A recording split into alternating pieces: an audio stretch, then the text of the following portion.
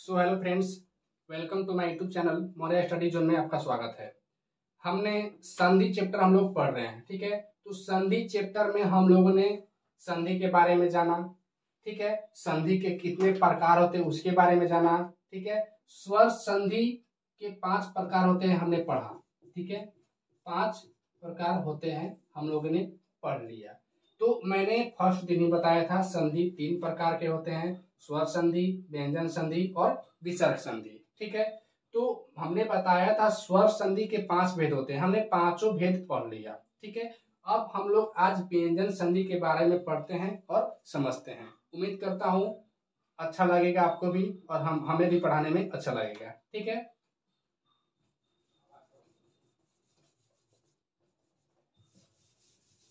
हम लोग सेकेंड व्यंजन संधि के बारे में आज स्टार्ट करते हैं, ठीक है।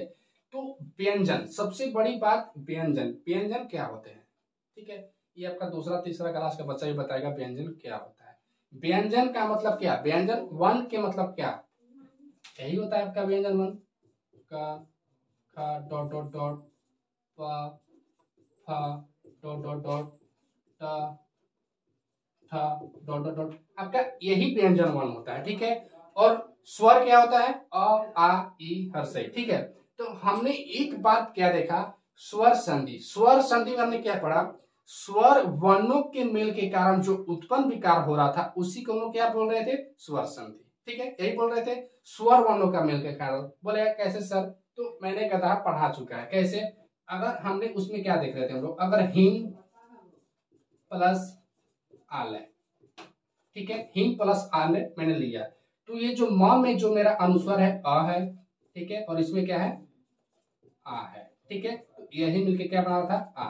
तो अब देखो बबुआ यहाँ पे हिम प्लस आलय अगर हमने लिखा तो इसमें देखो अ प्लस आ, ये दोनों वर्ण का मेल हो रहा है। संधि है तो दो वर्ण का मेल ही होगा, चाहे वो स्वर संधि हो, चाहे वो व्यंजन संधि हो, चाहे वो विसर्ग संधि हो। संधि है तो दो वर्णों का मेल ही होगा, चाहे वो स्वर वर्ण हो चाहे वो व्यंजन वर्ण हो, ठीक है।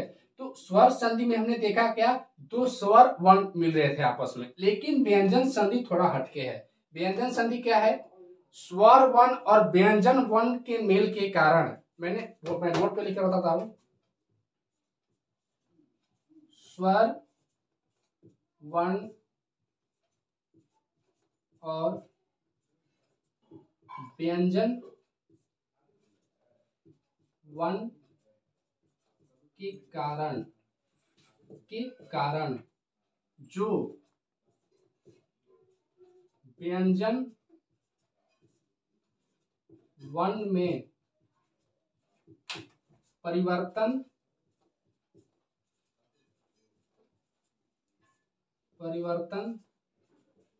होता है उसे व्यंजन संधि कहते हैं, ठीक है। मैंने डिफिनेशन लिखा, सिंपल सा डिफिनेशन है। क्या डिफिनेशन है, स्वर वर्ण और व्यंजन वर्ण के मेल के कारण जो व्यंजन वर्ण में परिवर्तन होता है उसे क्या बोलते हैं, व्यंजन संधि। एक तो बात यहाँ पे कॉमन आ रहा है, क्या, ये जो परिवर्तन होगा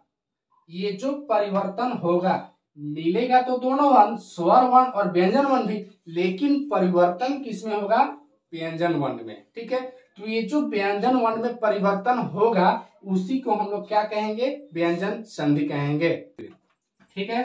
तो स्वर वर्ण और व्यंजन वर्ण के कारण जो व्यंजन वर्ण में परिवर्तन आएगा, परिवर्तन का मतलब क्या, अब कहें सर उसमें तो विकार बताए थे तो परिवर्तन इसमें बता रहे, अरे गधा हुआ, विकार और परिवर्तन मतलब चेंजिंग वही होता है, ठीक है। जो व्यंजन वर्ण में परिवर्तन आएगा उसी को हम लोग क्या बोलते हैं, व्यंजन संधि बोलते हैं, ठीक है। और स्वर संधि में हमने जाना था दो स्वर वर्णों के मेल के कारण जो विकार या परिवर्तन आ रहा था उसे क्या बोलते हैं, स्वर संधि बोलते हैं, ठीक है। उम्मीद करता हूं आपको डिफिनेशन समझ में आ रहा होगा, ठीक है।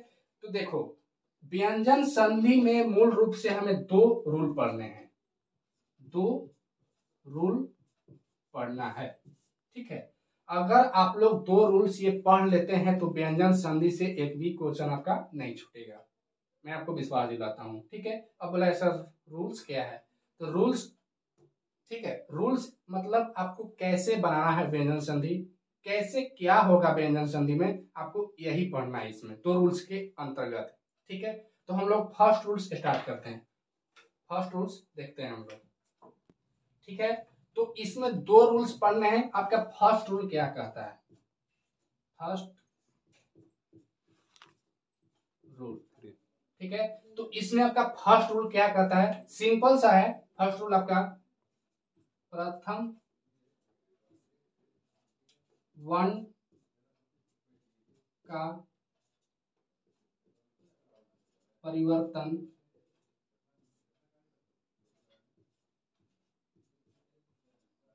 तृतीय वर्ण में हो जाता है। ठीक है, अब बोले सर ये क्या है, ये कौन सी बला है? तो मैंने लिखा प्रथम वर्ण का परिवर्तन तृतीय वर्ण में हो जाता है। ठीक है, थोड़ा सा पेशेंस बनाओ। पेशेंस का मतलब थोड़ा धैर्य रखो, आपको सब चीज समझ में आएगा। ठीक है, तो फर्स्ट रूल क्या कहता है? प्रथम वर्ण का परिवर्तन क्या होता है? तृतीय वर्ण में होता है। ठीक है, अब इसका ये तो रूल है, अब इसका डिफिनेशन जानते हैं क्या मतलब है, इसके अंदर क्या है। तो देखो, यदि यदि प्रथम वर्ण के बाद प्रथम वर्ण के बाद किसी किसी वर्ग का तृतीय वर्ण हो या या या र ल व या कोई स्वर वर्ण हो, तो प्रथम वर्ण का परिवर्तन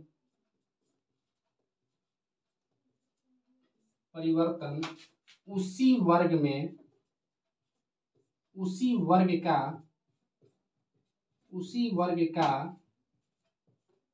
तृतीय वर्ण में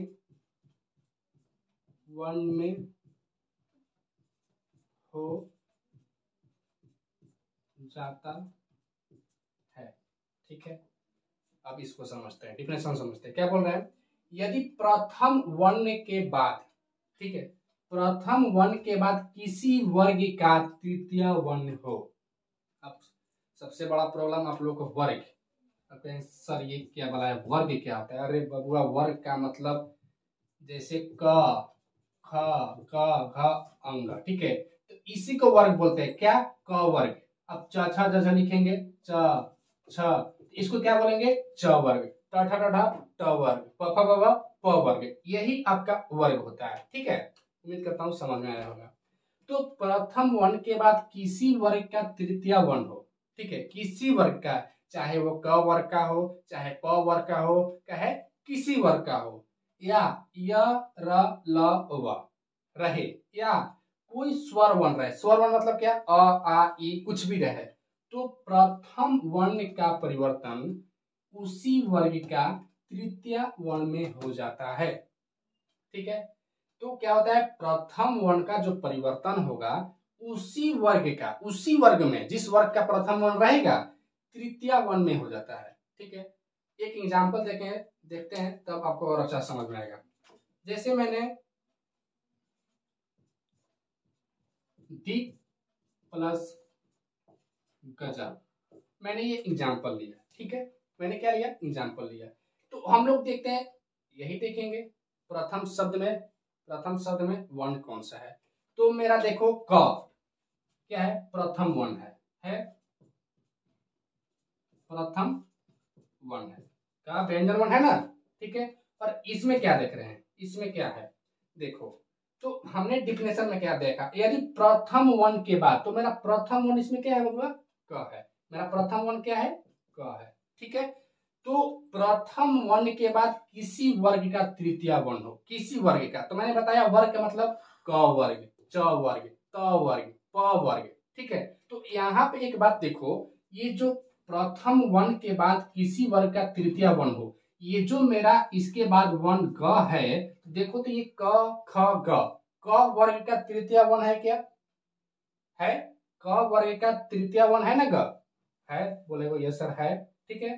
तो यही तो बोल रहा है, या तृतीय वर्ण हो या यरलव हो या कोई स्वर वर्ण हो, तो प्रथम वर्ण का परिवर्तन मतलब इसका परिवर्तन, ये क का परिवर्तन, ठीक है। इसका बात नहीं कर रहे हम, डिफिनेशन में देखो, प्रथम वर्ण का परिवर्तन उसी वर्ग का, मतलब ये जो प्रथम वर्ण आपका क है, यहाँ पे क है, इस क का परिवर्तन उसी वर्ग में, मतलब ये कवे के वर्ग में, ये नहीं तो क है तो हम च वर्ग में ले चलेंगे, ट वर्ग में ले चलेंगे, नहीं, उसी वर्ग में मतलब क वर्ग में ही क्या हो जाता है, तृतीय हो जाता है। तो देखो क का तृतीय क्या होगा, ग होगा, आधा क है यहाँ पे तो आधा क होगा। तो मेरा बचा क्या है यहाँ पे, दी, और क का परिवर्तन क्या हो गया, ग, और यहाँ पे क्या बचा, गजा। समझ में आया कैसे हुआ? समझ में आया? और भी देखते हैं, एक और एग्जांपल देते हैं। जैसे मैंने लिया जगत प्लस इस, जगत प्लस ईसा, ठीक है, जगत प्लस ईसा। फिर वही देखते हैं, तो इसमें देखो प्रथम शब्द में त वर्ण है, क्या है, त वर्ण है, प्रथम वर्ण है, प्रथम वर्ण है, ये तो पता चल रहा है। तो यहाँ पे देखो प्रथम वर्ण के बाद किसी वर्ग का तृतीय वर्ण हो या यरलव हो या कोई स्वर वर्ण हो, स्वर वर्ण मतलब अ आ इ उ, ठीक है। तो यहाँ पे हमने देख रहा है क्या है, ये तो स्वर वर्ण है, दीर्घई ई है तो स्वर वर्ण है, ये तो समझ में आ रहा होगा, स्वर वर्ण, व्यंजन वर्ण, ठीक है। तो प्रथम वर्ण के बाद किसी वर्ण का तृतीय वर्ण हो या यरलव हो या स्वर वर्ण हो, तो प्रथम वर्ण का परिवर्तन मतलब इसका परिवर्तन, इस त का परिवर्तन, प्रथम वर्ण का परिवर्तन उसी वर्ग में, मतलब त है तो त के वर्ग में ही क्या हो जाएगा, क्या होता है, उसी वर्ग में तृतीय, तो त थ द, ठीक है। तो ज ग द, आधा द है तो आधा द, ठीक है, आधा द, और इधर क्या बच रहा है, ई स, ठीक है, यही बच रहा है। तो अब देखो ये तो आधा द है, ये ई इसको देके पूरा करेगा, इसको देके पूरा करेगा, इस व्यंजन को देखे, ठीक है। तो त का परिवर्तन क्या होगा, उसी के वर्ग में तृतीय होगा, ठीक है। तो यहाँ पे त का परिवर्तन करेंगे, तो त का परिवर्तन, हमको जग से मतलब नहीं है, ठीक है, तो ज और क, ठीक है, त का परिवर्तन उसी वर्ग में तृतीय आता, त थ द, क्या हुआ, द। तो यहाँ पे त आधा है तो द भी आधा होगा, इधर क्या बचा मेरा, ईसा, यही बचा। तो ये जो ईश्वर है इसको देख के पूरा करेगा, ये क्या बन जाएगा, जगत, और इसी को ना हम लोग मात्रा में ऐसे लिखते हैं, ये तो समझाने वाली बताने वाली बात नहीं है, मैंने पिछले वीडियो में भी बताया है, हर वीडियो में मैंने बताया है, उम्मीद करता हूँ आपको समझ में आया होगा। तो व्यंजन संधि में आपको दो रूल्स पढ़ने हैं, मैंने आज आपको एक रूल्स बताया, यदि प्रथम वर्ण के बाद किसी वर्ग का तृतीय वर्ण हो या यरलव हो या कोई स्वर वर्ण हो, तो प्रथम वर्ण का परिवर्तन उसी वर्ग के तृतीय में हो जाता है। उम्मीद करता हूँ आपको समझ में आया होगा दोनों एग्जाम्पल, ठीक है। अगर समझ में आया तो चैनल को सब्सक्राइब और अपने दोस्तों के पास शेयर जरूर करें, ठीक है, थैंक यू।